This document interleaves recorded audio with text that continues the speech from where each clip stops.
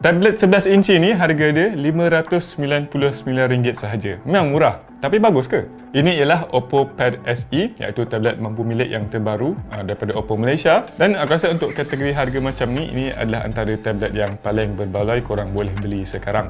Alright, jadi skrin LCD berukuran 11 inci ni dengan resolution 2K memang sangat best nak tengok sebarang konten, movie ataupun game ke. Of course, warna dia tak pekat macam panel AMOLED, tapi untuk sebuah tablet yang bajet macam ni aku rasa sangat memuaskan. Lepas tu skrin ni dia ada color refresh rate 90Hz, jadi waktu korang swiping tu memang akan rasa sangat lancar. Dia punya sempadan bezel ni aku rasa agak tebal, tapi of course ini tablet yang murah, so ini bukan isu yang besar sangat lah. Dan dekat atas ni dia ada satu kamera selfie 5MP.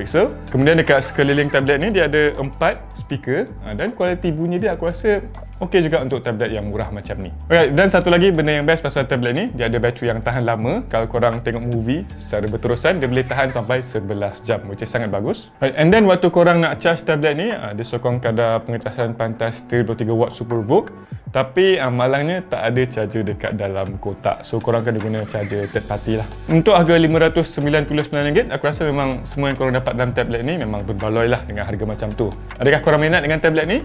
Bagi tahu dalam komen.